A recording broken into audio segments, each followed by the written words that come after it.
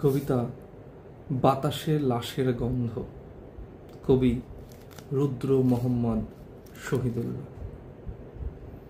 আজও আমি বাতাসে লাশের গন্ধ পাই, আজও আমি মাটিতে মৃত্যুর নগ্ন নৃত্য দেখি।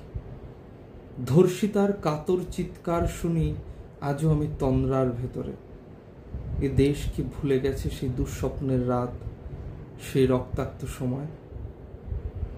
বাতাসে লাশের গন্ধ ভাসে, মাটিতে লেগে আছে রক্তের দাগ।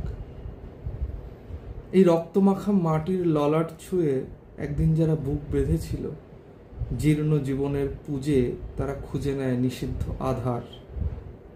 আজ তারা আলোহীন খাঁচা ভালোবেসে জেগে থাকে রাত্রির গুহায়। এই যেন নষ্ট জন্মের লজ্জায় আড়ষ্ট কুমারী জননী। স্বাধীনতা এ কি তবে নষ্ট জন্ম? এ কি তবে পিতাহীন জননীর লজ্জার ফসল? জাতির পতাকা আজ খামচে ধরেছে সেই পুরনো শকুন। বাতাসে লাশের গন্ধ, নিয়ন আলোয় তবু নর্তকীর দেহে দোলে মাংসের তুফান। মাটিতে রক্তের দাগ, চালের গুদামে তবু জমা হয় অনাহারী মানুষের হাড়।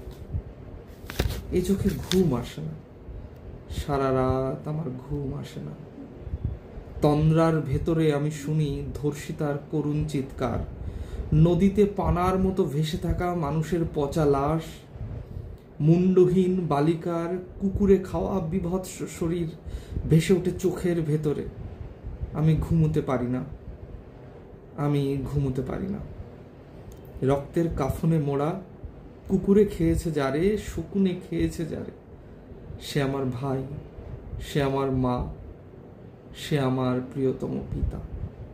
স্বাধীনতা সে আমার স্বজন হারিয়ে পাওয়া একমাত্র স্বজন। স্বাধীনতা সে আমার প্রিয় মানুষের রক্তে কেনা অমূল্য ফসল। ধর্ষিতা বোনের শাড়ি, ওই আমার রক্তাক্ত জাতির পতাকা।